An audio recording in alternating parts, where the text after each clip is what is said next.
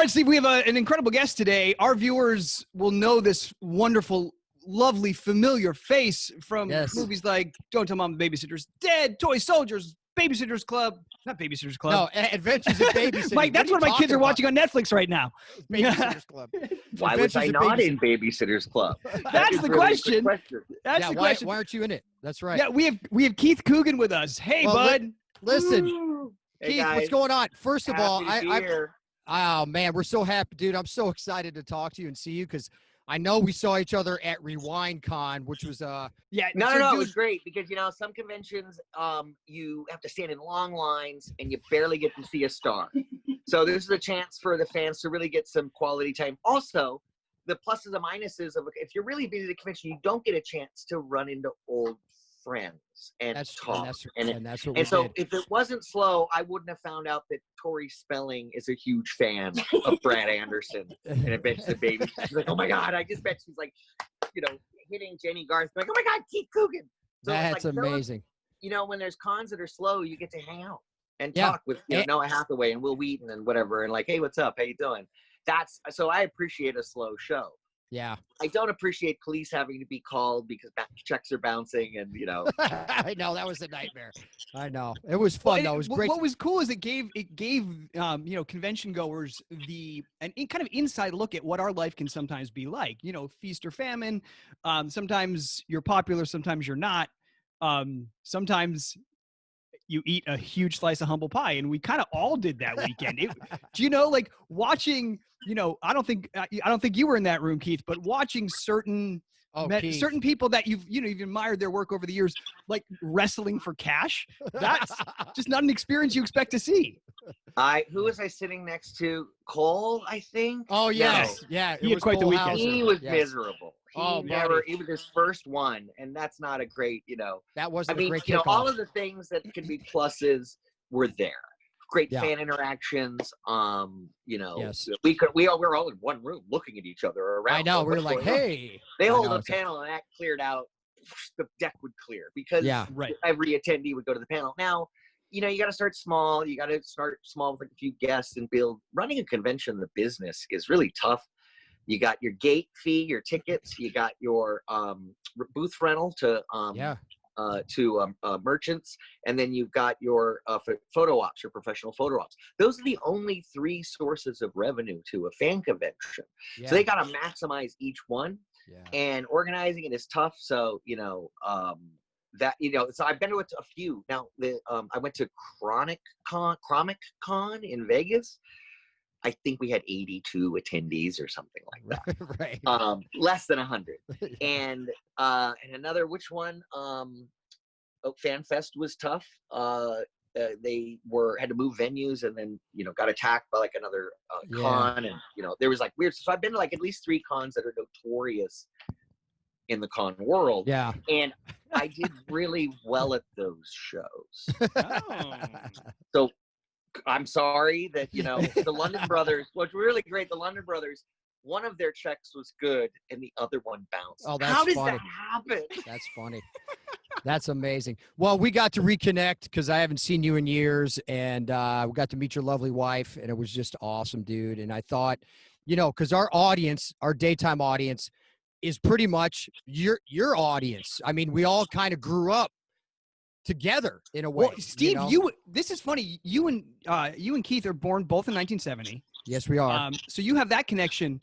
Yeah. Keith, but Steve looks like a man, and I still look like a boy child. Well, so and funny, Keith, one of your famous roles. Wait. That means that Steve is 70? 50? You're 50. 50. Yeah, 50. Steve Burton does not look 50 years old. Well, thank you, Mr. KEITH Coogan. Anyway, go on. I love you. Thank you, buddy. And one of your famous roles, I go by Bradford now, but as a kid, I was Brad Anderson. That's my name. Sorry. So between you and the guy that wrote Marmaduke, I think. How about I don't know.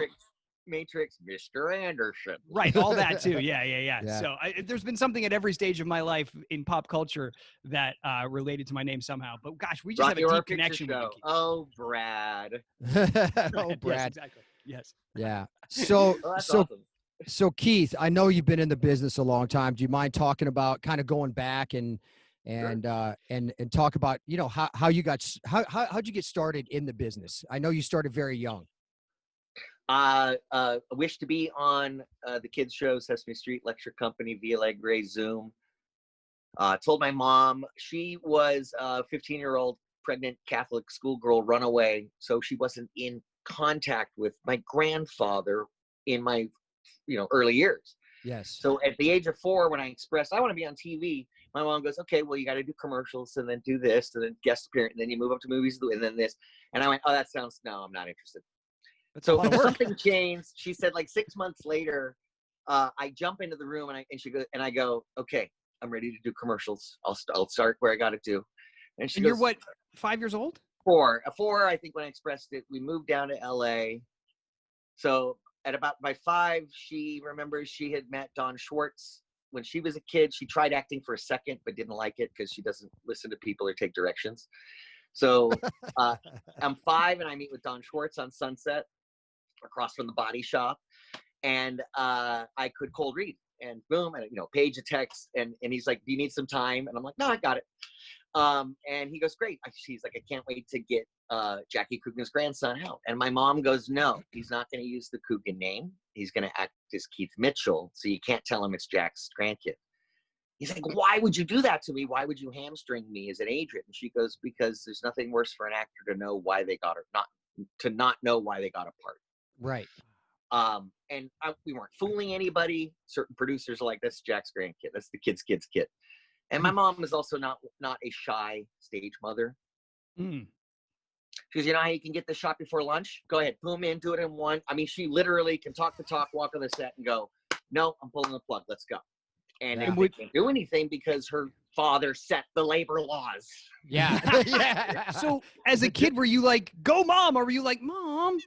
Like, I'm like, are you local 80 or are you local 44? Or is there a strike happening on the set? 100 of us, let's gang up against the producers. I am so organized, labor and collective bargaining, and there's more of us than them. And then I'm trying to produce my own content, and I'm like, ooh, crap. That's funny. So just for people who don't know, Jackie Coogan is your grandfather. He was made famous by playing Uncle Fester, but he was acting since he was a baby. Like I went on his IMDb and it goes back to 1920. Yes. It's crazy. So, and you know, the Jackie Coogan act was because of Jackie Coogan and all the work he did to protect young performers. Yes. By losing a great fortune to, you know, a terrible mom who had remarried the business manager after my great-grandfather's passing. So my great-grandfather took care of the books and promised an ironclad $1 million trust fund, died in a terrible car wreck where everyone in the car died but my grandfather. And wow. When my grandfather hit 21 and goes to mom, hey, where's the money? I'm marrying Betty Grable. This is going to be awesome. Give you my money. She goes, what money? You go work. You go make some money. She goes, the law is not entitled to you to any of your earnings. So he sued and lost, basically. Mm. And so 48 hours after he lost the trial, California drafted the first child actors bill. It was passed the next year. That's a big deal, man. That's a big deal. That's awesome. Hours on the set, child safety, working restrictions, 3 hours of schooling a day, and 15% of the money put aside into a blocked trust account. That's awesome. Only verbal until 2000. So really, we still had your Gary Colemans. We still had people losing money because the contract was, hey, parents, will you set up a trust fund? Parents, sure. Oh. It was all just verbal and sure, we'll do it until they were like guidelines instead of laws. Yeah. Almost. Until you created Coogan accounts and productions had to cut 2 checks. Yeah. One straight to the block trust account and then one to the parents. And then that 85% of the parents pays for union dues, training, gas, costume, hair, makeup, headshots, resumes, manager fees, agent fees. Right. So that 15% is perfect. Right. That is okay. So you started. So you guys moved to LA. Moved to LA, and you kind of wowed them with your boyish charm, yeah, and your ability to read. I started as an extra and a stand-in because that's, you know. So I'm a stand-in on a McDonald's commercial, and Denny Harris, who directed like the McDonald's commercials in the 70s and stuff like that. So this is now about 76, and I'm union now. I've now joined the union from a couple of extra work, like a Coast Soap commercial. You saw my left shoulder, but it got me a SAG card. So we're on the set, and I'm doing the thing, and they break the kid for lunch or school or something, and I'm standing there getting the Big Mac at the counter, and my eyes go, ooh, Big Mac, and the director goes, let's use him. Oh my God, that's great. And the mom and the other kid goes, no, you hired my kid. And technically she's true. You can't really do that. The director said, I'm going to use you again. So after that, I did a couple of other commercials and then did a series of McDonald's commercials. No Clio winning like Corey Feldman's at 3 years old. He wins the goddamn Clio. But I did, Cool Whip and Charmin and Texaco and Ford and Century 21 I did with Rachel Jacobs. And we did a series of Century 21 commercials where the kids were the adults wearing the gold jackets. Yeah, I remember that commercial. Yeah, those were great. Yeah, absolutely. We did like 5 of those, and then lawn mowing commercial thing. My mom has a list of all of the products I did commercials for. So I did about 100 national commercials, and that's when I started peeking into guest appearances. Chips was my first. Chips was my first. I did 4 episodes of Chips over the entire run of the series. It's amazing how that process was exactly like your mom described. It's working your way up through those genres of work. If you want to work your way up at any business, you're going to come in into the mailroom, and then you're going to be this, and then a junior executive, and then this. Then you move a floor up, and then you're VP, and then you're VP marketing, and then you're president, CEO, CFO, whatever. There's a track, and it can vary for each person depending on their providence or their talent. I really only had providence. Never had talent, but I'm a good mimic, which my grandfather was. And I could see people act and go, okay, I can do that. Hit my mark, be on time. I didn't have the emotionality like the Jacobys had emotion. Billy and Bobby. Yeah, Billy and Bobby, The tons of kids, actually almost any other child actor had more emotionality. except for me. But not every kid Look at Feldman's work in Stand By Me. Or, I know. Those guys were beasts. Yeah. But not everybody's funny. Like, comedy's a different thing. And as a kid, that is incredibly marketable. Like, I mean, everyone loves to feel sorry for a kid that's going through an emotional distress. But sometimes it's even better to watch a kid just kind of blow you away by being funny. And like that, I don't know, like funny comedy can be harder, and kids with comedic timing is gold. And Keith, you might have the best string of guest stars in the history of television. Now, my resume has a Venn diagram with every other kid actor, because oftentimes Corey Feldman literally has Love Boat and Mork and Mindy, and I'm like, so do I. So does Sparky Marcus. But then he's also got this. Rodney Allen Rippey's got Bert. This. Certain people have certain brands or things they were known for.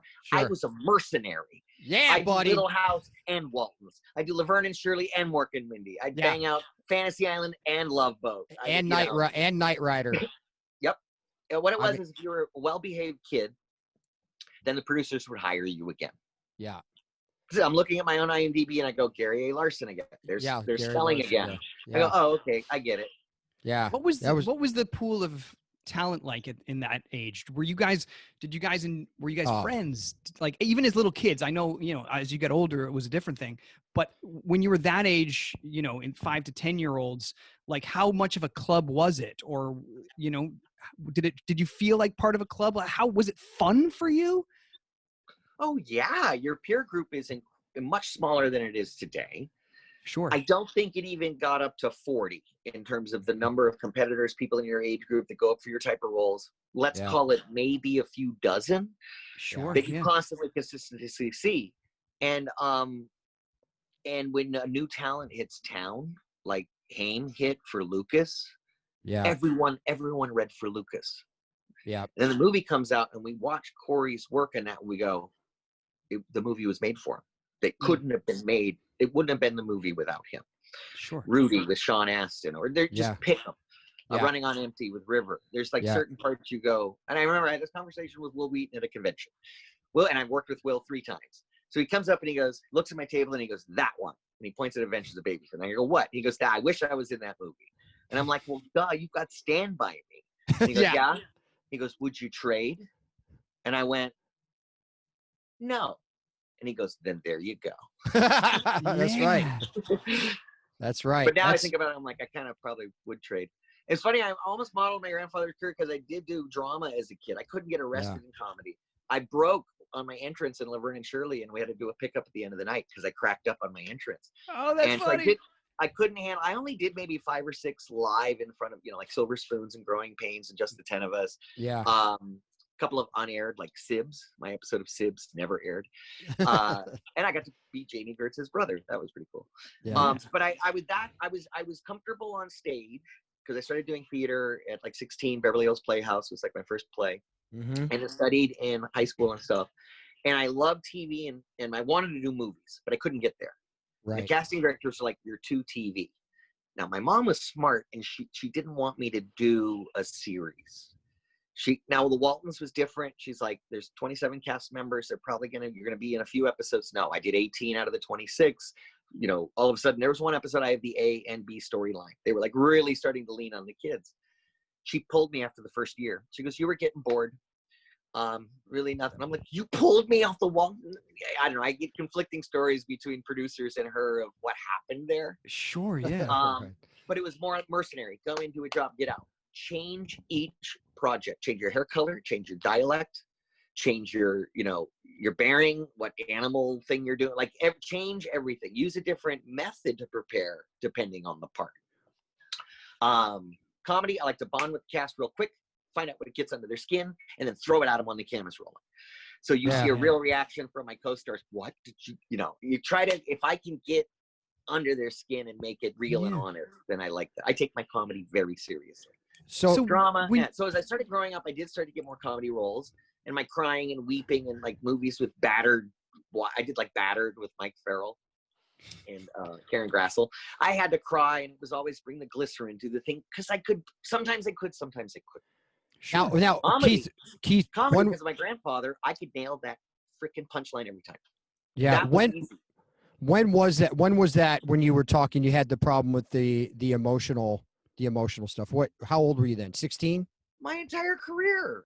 Well, but reading other interviews, you went and studied, and you're able to do that now, and when you weren't back then. But hold on, my question was for you though. What was the transition from? Because I know at some point you were Keith Mitchell, right? And then Keith Mitchell Coogan, right? Yes, but for 1 year. Yeah, for 1 year. But what was the transition like? What was the one thing that happened from going from the TV to the film? Because you made the jump. My grandfather died in 84. So I'm 14, and I see this whole thing affect my family. My mom becomes head of house, head of the family, and takes over the estate and the licensing for Uncle Fester and all that stuff in the Coogan name, and the whatever merchandising was left. And that really rocked us. And it was hard for me to work. I didn't work a lot at 14. And around that time, I was like, you know what? I want to change my name. I want to change it to Keith Coogan, just in case sometime later in my career, I get a star on the Walk of Fame, and somebody's walking by a kid with their mom, and they go, oh, look, Keith Coogan. And the mom goes, by the way, that's Jackie Coogan's grandson who did this for the children and the thing. And I was like, I want him to be remembered. I'd already done 10 years of television.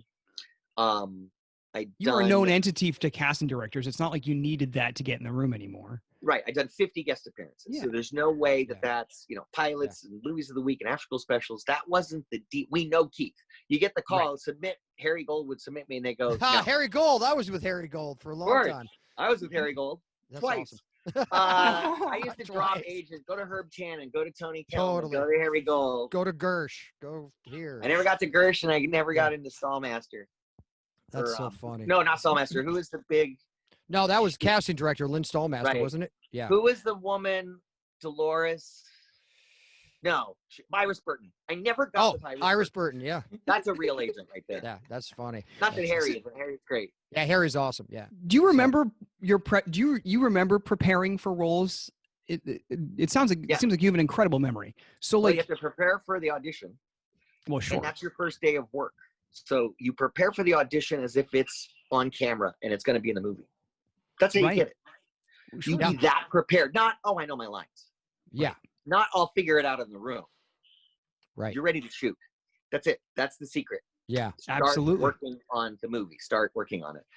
And then, so the transition, another answer to your question. So I did 1 year as Keith Mitchell Coogan, booked nothing in like 85. I changed it to Coogan all the way. It was a manager that said, you got to bridge the gap so that certain casting characters do know it's still you. And I'm going through puberty, so I'm kind of changing, jaws getting bigger, nose is doing this, whatever. Hairline is retreating. So then I did Keith Coogan full all the way and did a few TV. I did the Silver Spoons and Just the 10 of Us billed as Keith Coogan. And then in high school, as a sophomore, I learned a preparation technique for theater, for a character, the 3-barrel technique. First barrel, everything that is in the script about the character. Everything the character says and does, right? Second barrel, everything that everybody else says about the character. He might say, I'm really brave, and everyone's like, he's a total.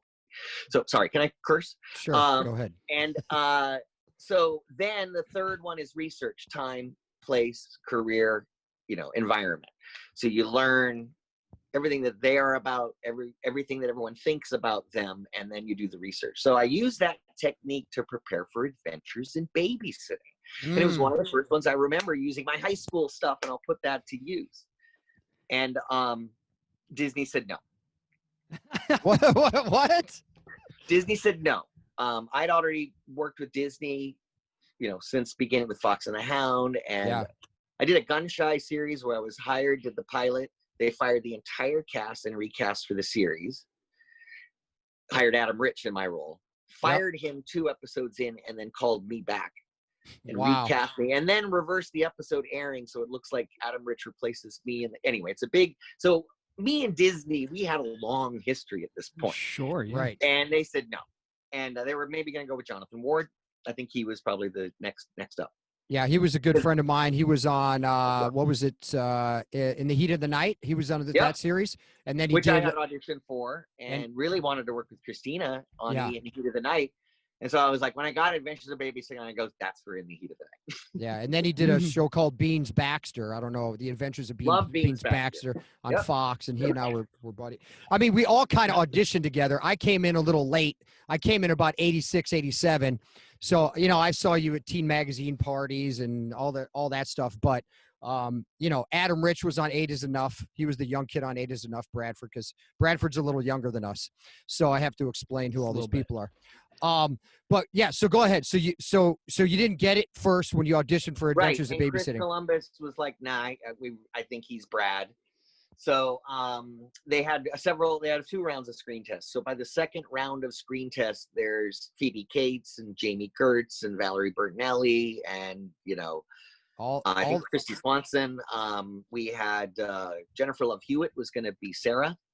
Wow. She got pulled through like a few days before shooting, and they went with Maya.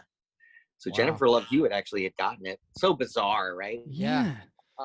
They had me and Anthony Rapp switch, and I read for Daryl, and he read for Brad. Oh, no kidding. We did that scene, and they went, okay, switch back. Switch back. We'll and keep so this after that is. whole process,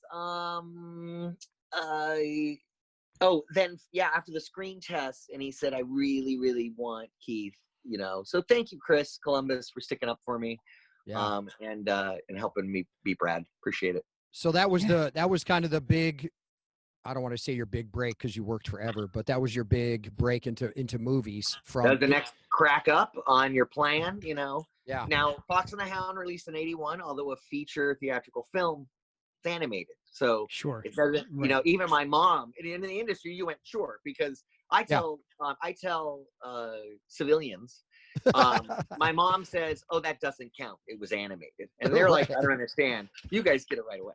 Sure. Right. Right. Of course. Yes. So throughout working in your single digits through your adolescence, through teen years, did you still want it as badly? Like, did that desire to succeed in a certain way evolve? Did it ever occur to you in high school or anything else? Like, there may be something else I want to do. I've done this. it was never, it was just more Unfathomable. and Unfathomable. I would get that question, starting in junior high, you start to get that question. Sure. If you couldn't do this, then what would you do? Sure. I get that in interviews all the time. If you couldn't be an actor, Sure. what would you do? And for a long time, my answer was teacher. You get an audience of 30 people. You get to speak passionately about something for, an act for an hour. I'm like, okay, that equates. I could be a teacher. And then they don't applaud. They just complain, though. That's the problem. Right. Then I read something from an artist who said, there is no alternative. And that's my answer now. And I wish it had been my answer the whole time. What would you do? Nothing, because that's what I'm going to do. Because there's so much luck involved. Yeah. And chance favors the prepared. Yeah. So first you have to be boom, boom, boom, absolutely up to the task and on time and good agent, and looking good, and had a project just come out. And I'm like, all of these things. And there's 5 of you with that exact same situation. Sure. Yeah. And I love going to auditions because I'm short Hollywood. Do your viewers know the difference between short Hollywood and tall Hollywood? Maybe not. Most performers got into it because of heavy insecurities. They were either too short or they were too tall. And they came up with these jokes and mechanisms for dealing with the outcastism. We went into theater and film and TV. Yeah. And so you have 2 Hollywoods. You have the Dustin Hoffmans and the Tom Cruises and stuff. And you'll never see them side by side with a Gene Hackman or a Tim Robbins, because it would give away how short certain actors are. Right. Unless you use the Nicole Kidman, apple box and trench kind of a thing. Have her wear flats. He's wearing lip. Use the camera angles. That's what I got from Adventures of Babysitting a lot, was you looked a lot taller in the movie. I'm like, Chris Columbus shot it from Sarah's point of view, so it's always up. Right. We look like heroes with buildings behind us. Shot from down here. I'm 5'5", 5'6", maybe. Yeah. Wow. So, and once that came out, was it as reward, like the experience of that, was it all you had hoped? Did you guys ever check ratings when you did TV? Of course. Okay. So what was it? Variety, was it Tuesday? I can't remember which. Tuesday was new production report, and you scour through the back, hit up production companies, start making calls. But there was a day where they released the ratings. And I remember checking on every score. Where is it? 26. Ooh, God, that's going to get canceled. You're like going, so there isn't, okay, there's expectations, I guess. And how do you put it? It didn't do badly. It didn't do great. Yeah. It was very supported by Touchstone. It had I opened the LA Times on the day it was open, and there's the double page middle full color. I remember reviews and the things, and I'm like, oh, they're putting some money into this. And it did okay. It also went up next weekend, which was interesting. Like, it had a nice increase because they added theaters. And it made us money, and it did 26 or whatever it made, which, you spend 8 or 10 on a movie. I'm doing the math, and I'm like, I think Touchstone's happy it was a negative pickup. So they made it for 4, they sold it for 8, they made 29, whatever, minus the costs. Everyone forgets that movie theaters take half of the revenue. Sure. Right. Everyone forgets that when they say Men in Black made $200 million. Yeah. No, it didn't. Theaters made $100 million, and Men in Black made $100 million. Sure. That box office number is not the revenue that returns back to the movie. No. So I'm sitting there doing the numbers, and I'm like, it's doing well. It's tracking. It's opened against Inner Space and this and that. I'm like, cool. It did fine, and it had legs. It stayed in theaters for a while. Yeah. This is opening a teen movie on the 4th of July weekend. Yeah, that was. I remember it was a summer Who does release. that now? Yeah. They don't even release them now. Now they just go straight to Netflix or whatever. Yeah, I know. A romantic comedy kind of a thing. So they didn't bury it in February or September. They released it in July. Had a big push. So I had already booked and shot Hiding Out by the time it came out. Like, you had to make your next movie before your last project came out. You can never have a project and not have something else in the can. Mm-hmm. That sounds didn't nice. happen to me until like 92. So, you always have to work. And my goal was 2 a year, just do 2 movies a year. And so I did that from 87 to like 91. I just stayed on it. Paramount, Warner Brothers, Disney. Yeah. Just work for all the major studios, and love it. Love the residuals. Thank you, God, for residuals. Have you found during the pandemic, like, people are watching stuff, like, Do you have any Disney stuff that's on Apple Plus? I mean, Disney Plus? I don't. Steve, do you? No. It's tiered. So Netflix pays 100% of SAG scale. Right. Wow. Apple pays 80%. Amazon pays 60%. So a new service is based on the number of subscribers, not the number of views, watches, or anything. Got it. And I it's see. it's a quarterly license, a 13-week license. Awesome. Boom, boom, boom. So every quarter. So I'm like waiting. I'm like 90 days after Disney Plus came out. I'm like, I got Fox and the Hound on there. I got the Cheetah on there. I got a Hollywood Pictures movie, the one with Pauly Shore, In the Army Now. In the Army. Oh yeah. I'm like, where? And I'm like, oh, Adventures of Babysitting. And everyone starts sending me screenshots of Disney Plus. Due to ongoing agreements and licenses, Adventures in Babysitting will not be available until 2022. No! Bastards. Yeah, but I did start to get I think I started it because I still get Warner Brothers and Disney are my two bigger payers for residuals because Warner Brothers holds the Waltons and Disney holds like 5 projects. Yeah. Wow. It's always nice. I spot in SAG. Now I got direct deposit. I encourage everyone in SAG to do so. It was rolled out slowly, but I think it's available to everyone now. Do it. Link your bank account. No more mailed checks. No more complaining about, oh, it's an 8-cent check. The stamp costs more than that. Just go. Oh, sure. Yeah, I'm kind of tired of those social media posts. Like, my 1 cent check. And actors. And then Barry Pearl, I love him. He goes, well, there's a problem with the direct deposit. I'm like, what? He goes, well, if you're on unemployment and then you don't know what data comes, and I'm like, I've done it a million. It's fine, Barry. Why do you always have to look at it? Barry's so funny. I know. I wish we had direct deposit back, in the day when I was doing so many commercials because, you move and then your checks are going somewhere else and you're like, wait, hold on. Give me my residual checks. But so we'll get into Don't Tell Mom the Babysitter's Dead in a second. I just want to kind of go back a little bit because my lights down. I mean, we've crossed paths before with all that other stuff, but when you said there was about 40 people that you would audition with, right? Like I saw the same 10 guys at every audition, every show I tested for. I mean, I remember testing for 90210 and I was there with Luke Perry testing and Jason Priestley and all these guys and we would see each other all the time. Yeah. And you were, I don't, because you were doing more film than I did TV, but I auditioned for a lot of films, but you auditioning and working with guys, like who was your crew that you would always see? Like always at the auditions, you'd see Feldman, you'd see Will Wheaton, you'd see Jonathan Ward, you'd see all these guys. Mm-hmm. And it's just Scotty Schwartz, Scott Grimes. Yeah, Scott Grimes. Yeah. Starting a certain year, River Phoenix, Corey's, I know. Chris Young was there for a little while. Jonathan Brandis, Chris Young. Adventures in Babysitting came out. You were how old?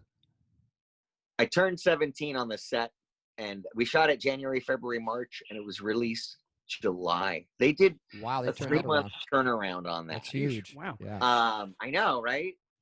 That's insane. I can't even with digital post right now, they can't do that. It's pretty bizarre.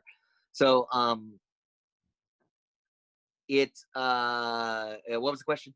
Well, so I was trying to figure out, you're in high school at that point. So I'm 17, it's 87. I'm 17, it's 87. I'm still living at home in Malibu in a house I bought when I was 10 from the Waltons money. That's nuts. And I am driving into town. Takes an hour to get to any place in town from Trancas from Malibu West. And so I'm out of school because I didn't get emancipated.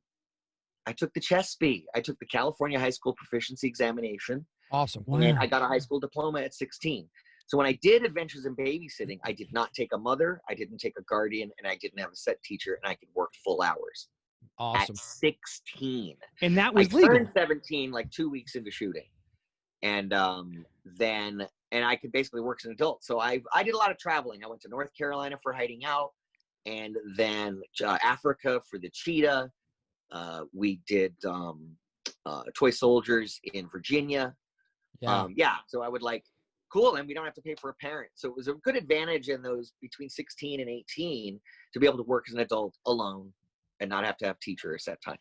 Right. And especially since you're not in school and you don't need a parent around, those years, like there's no cell phones, there's no like how the social life that you guys had. So your social life is you've done your auditions for the day. You can either stay in town, go see a movie, and then go to a soda pop club party or a PR event or a movie. Just go to Westwood and you see half of the other kids anyway. Westwood, baby! Or there's that strip on Ventura right north of Laurel Canyon. Yes. Laurel Canyon Coldwater. There's the fourplex movie theater and the shopping. Yes. Everyone's there or at Jerry's. You just go to Jerry's Deli, yeah. Yeah. So there we had our like Sardi's. We go to Canner's. We go to the Beverly. Do you remember the Beverly Club? It was on Larchmont and it was a 24-hour diner. Oh wow. I don't, but did you ever make it down to Ed DeBevick's? Of course. Yes, it was Cafe amazing. 50s, Ray's, Ed DeBevick's. We lived in the 50s. I spoke to Grease.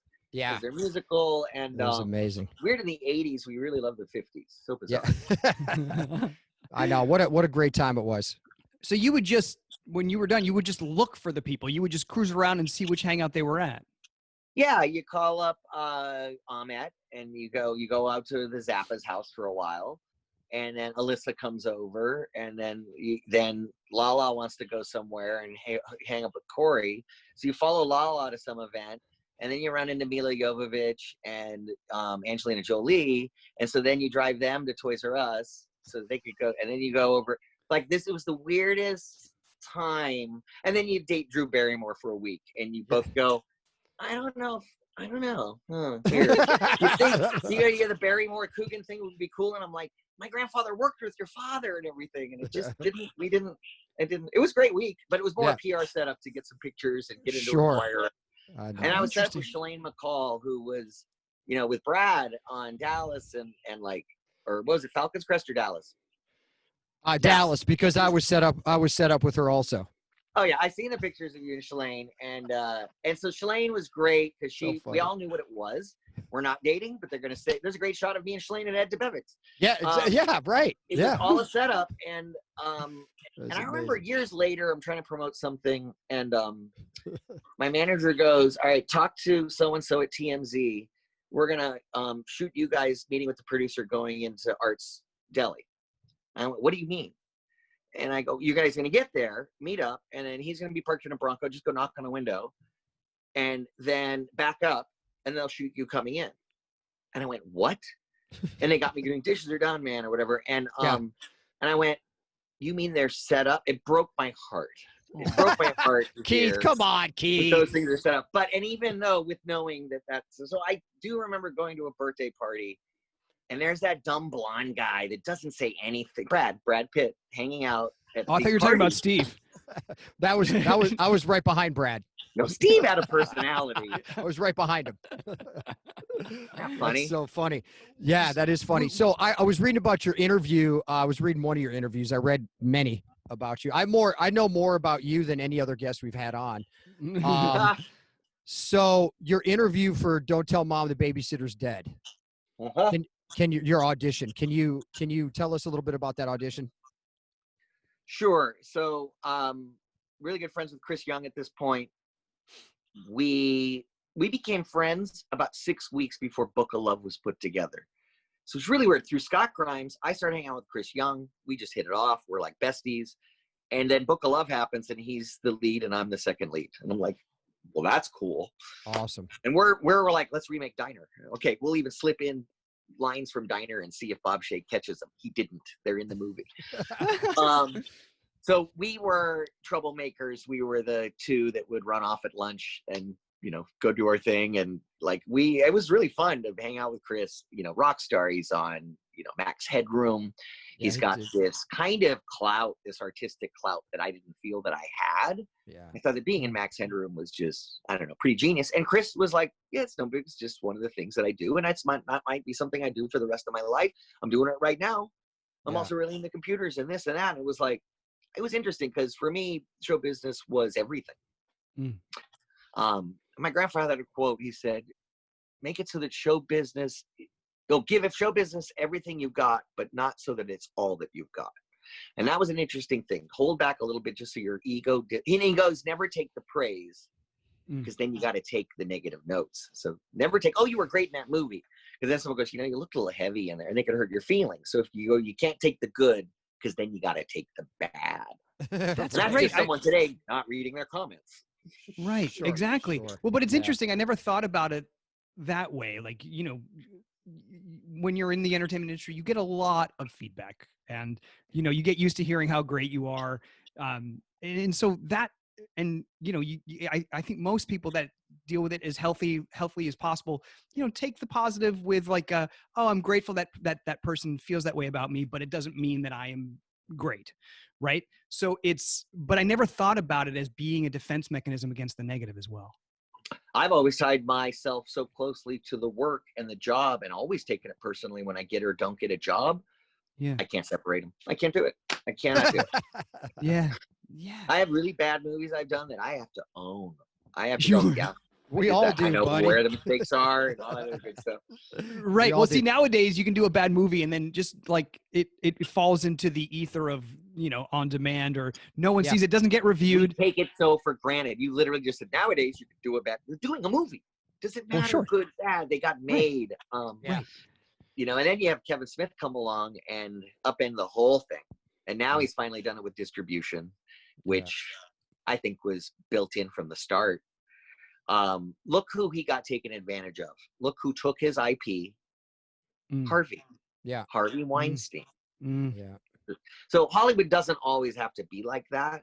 There's individuals in Hollywood that make it like that.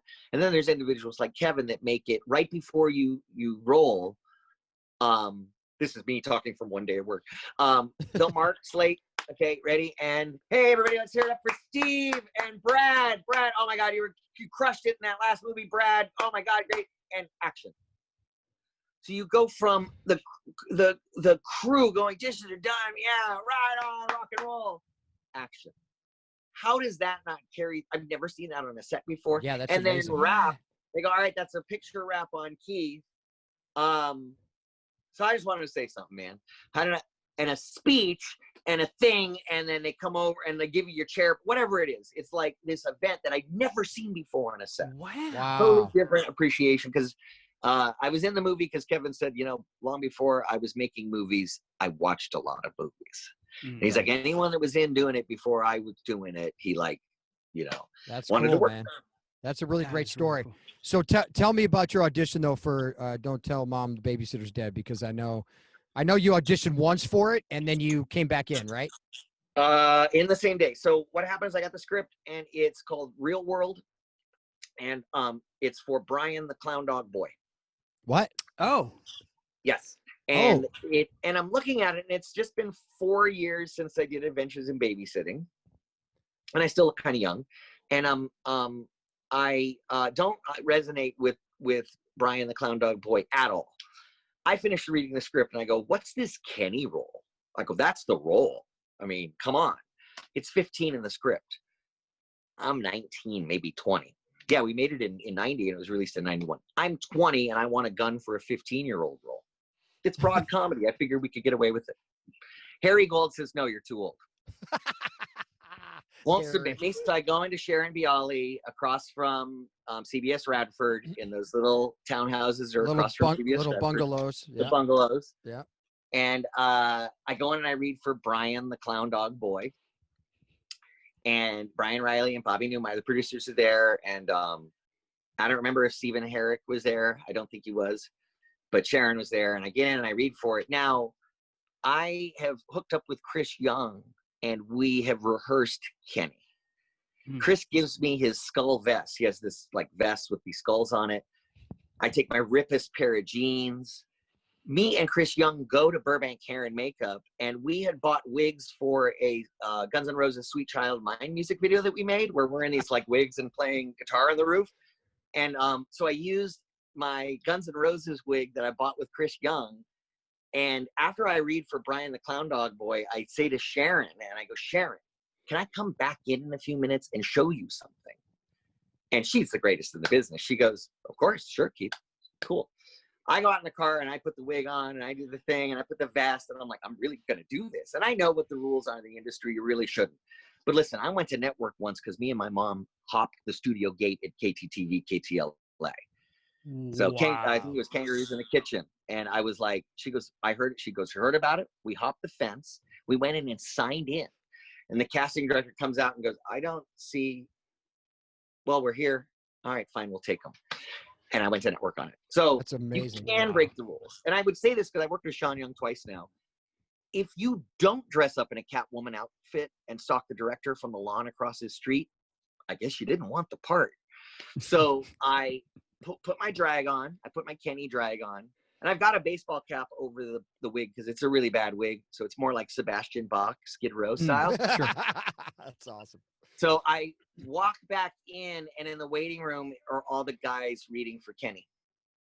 So, and what they did was they did if you don't get A, we'll just give you B, C, and D. So everyone read for Kenny, and then if you didn't get Kenny, you'd be Hellhound, Lizard, the rest of Kenny's friends. Sure. So I don't think they had specific reading for Kenny's friends. They just took, we like, all of these faces. And I kicked the door open and was like, who's in charge? Never broke character. And just went right into it. Did the scene. Can't remember what scene it was. Probably the kitchen argument scene because that's the most textually rich scene. But I always black out in auditions if I go under enough.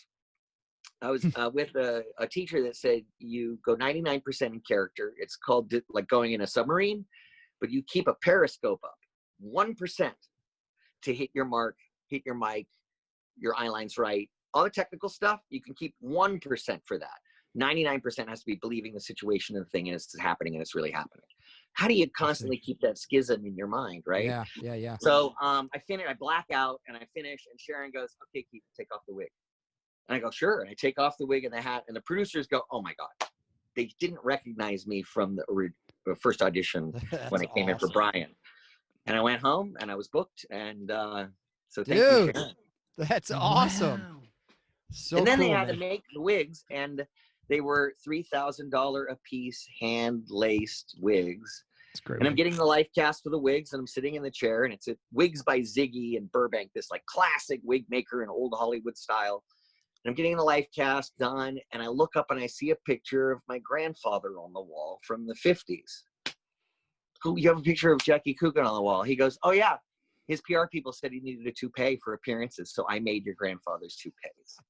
The same guy that made my grandfather's toupees made Kenny's wig. How cool is that? That is so amazing. I mean, obviously your grandfather meant a lot to you, but sitting there, that's almost like full circle. Like, wow, this is cool, man. His so career cool. ended. His child actor career. He's the first, world child film star. Yeah. He's also the first former child film star. Mm. He's the first one to hit 13 and pimples and adolescence, and he stops working. So until John Hughes came along and made a market for teenagers and kids to take their disposable income dollars from Reaganomics and go spend it at a movie theater and watch Goonies and Gremlins and E.T. and remember, they're latchkey kids, so they actually had time between 3 o'clock after school and 6 o'clock when their parents came home. Sure. 3 hour chunks to go on an adventure and ride your bike and go to the creek and so a lot of those movies kind of talk to this. That's why the parents disappear from 80s movies. Yeah, when I read this interview that you did, that was such an interesting point that you made because I was a latchkey kid anyway, but every movie in the 80s, Ferris Bueller's Day Off, I mean, we can go down the list on got to get this done before the parents get home. And it was all about latchkey kids, like Adventures in Babysitting. Everything was go out and get it done. And it was just that was a great point of view that you had on that. So, well, thanks. I remember that in the Peanuts comics, when they were on TV, they would always, the adults would go, wah, wah, wah, wah, wah, and they'd only show them from here up or down, and you would never see the parents' faces. I feel like 80s TV and film did that a lot. First to go was the mom. Yeah. Right. My two dads and shit like that. Right. So hold on. I know we've taken an hour of your time. And, that's fine. But I want Bradford to ask us questions about theater because Bradford's a big theater guy. So I want him to be able to get his theater questions in. and feel good today. Go ahead, Oh, Bradford. buddy, you're so sweet to me. Well, I saw that after being in LA for a while, and seeing where things were going, I was like, I can probably live anywhere as long as I can get to LA pretty close. So my wife is from Sacramento. So we moved up to Sacramento. So I live in Sacramento. Yes. So I saw that you spent a couple years, or like parts of a couple seasons up here working with. And you got to sign the wall if you did 3 shows in the dressing room. So that was a big thing to me. And I was right after Hidden in This Picture with Aaron Sorkin, and it was a series where you got to do the play with the playwright. So I did Private Wars with James McClure and Timothy Busfield. I'm crying now because James is gone. But I got to do the play with the playwright. And he's acting. He's working because he hadn't played it. And he's trying to figure out Silvio. And I asked him a question about Natwick, and he goes, I can't answer that right now. He's like, that's you to figure out as an actor. And he wouldn't take the role of the writer because he was taking the role of an actor at that time. Sure. And it wouldn't be fair to give that insight to me. And I'm like, oh, I wanted to wring his neck. And I never got it. I got it now. And I'd love to do another production, direct it or play Silvio. Because now I understand what he was trying to say. But I don't know why he didn't speak up either. He let us do our own thing. But Timothy Busfield was an amazing Gately. So I did that. I did The Hold Up, which was an unproduced Louisville piece by Marsha Norman. Oh, cool. Yes, and it is the last of the Old West, and a kid that goes from, younger brother of this tough ranch hand kind of guy to his brother getting killed by an old gunfighter, and then him saving the gunfighter's life and getting laid. The gunfighter's like girl, Maul, whatever, she actually deflowers him after the gunfighter dies, and it's this huge piece, but it's just monologue after monologue. Oh, wow. But Timothy Busfield had done it at Louisville Conservatory, and he goes, this is an impossible piece. He goes, I did it. Marsha, made it, and it was unfinished. And he goes, I had a really terrible time doing this. And I go, what? And he goes, so I'm going to make you go through it too. So he made me go through this really hard, difficult piece that doesn't work. And then we did my favorite play probably ever. And I think I need to stage it again right now. The Voice of the Prairie. The Voice of the Prairie by John Olive it's such a cute, great stage. It can be done by 6 people, with 3 of them double doing 2 roles, and the other 3 doing 26 other roles. Wow. Or you can do 3-person cast, and anytime there's 2 people on stage, the third one is changing and being another character. It's kind of impossible to do the 3-person version. I did a 6-person version, just playing 2 roles. You be the last off the stage, do a quick change, and be the first on stage in the next scene is fun. It cracked me, but that got me back onto the theater thingy.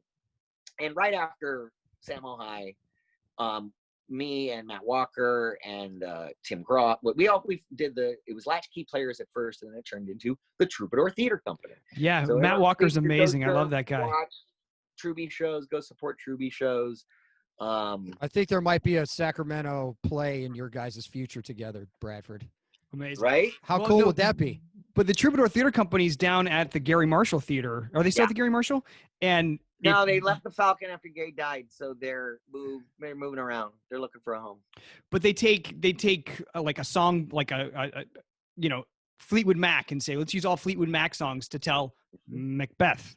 Like Fleetwood Macbeth, and so they do, and it's amazing. It's pop music that everybody knows. When we had him sing "You're the One That I Want" to Bianca or whatever, we had at the end of when we were doing Shrew ! With trampolines, dogs, sound effects, and mime stilt walking. Wow. The Shrew was the first show that we introduced music into the mix. And then we threw in Smells Like Teen Spirit. And then the next show we started doing the music, they started doing the music stuff. I was doing movies and stuff. So they have built this amazing Commedia dell'arte troupe that contemporizes the Bard. And it's fantastic. It's so cool. Yeah, that's amazing, man. One thing before we end, I just it sounds like your approach to the work through your childhood into your young adulthood seemed somewhat linear. Like, and so I'm curious, at that time you had a lot of actors that were child actors that were working, that were then transitioning to adulthood and doing it in so many different ways. Now it's like, from what you're saying, it seems to me that, did you delineate those two things, or you just continued straight through your transition from child to grown up? What was your kind of experience of that? Or did you just kind of steamroll it?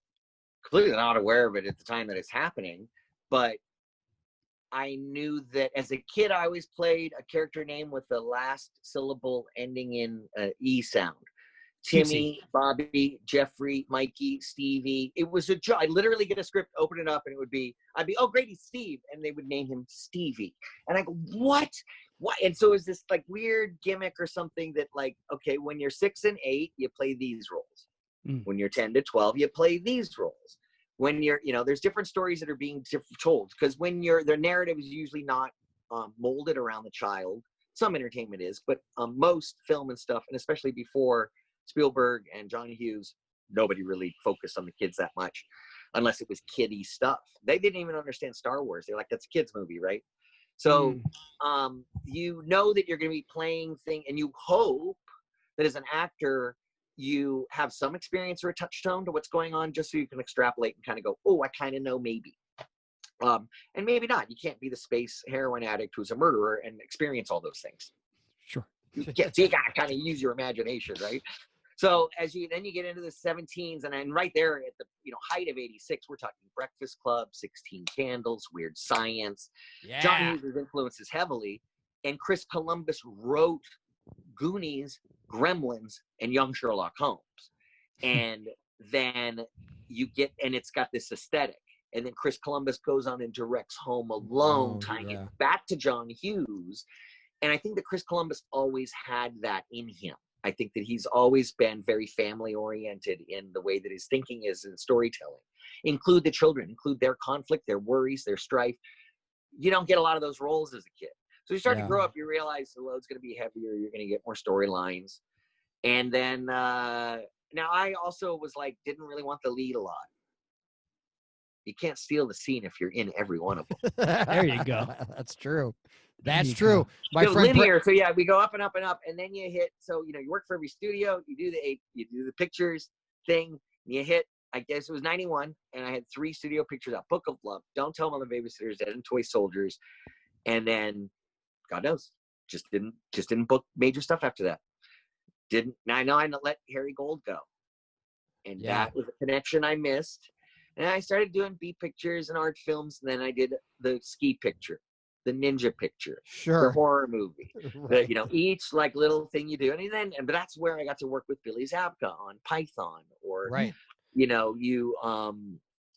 so you go, instead of going like this, you start to go like this. You start to broaden out, go back to theater, go do this, shorts. Then the internet comes along. Yeah. Like, wait a second. And so people had like approached me, can you do this? And I'm like, is it SAG? Is it SAG? Is it SAG? They're like, there wasn't no media contracts, nothing. So they're like, no, we don't know. So finally one guy does, and he was pretty together, and he's like, yeah, we're SAG, and they are, production ID number, great, I'm on it. And I get to play me, a version of me that, is like super nice, but gets misunderstood as this terrible racist. So it was really fun to play like an amplified version of yourself. Yeah, of course.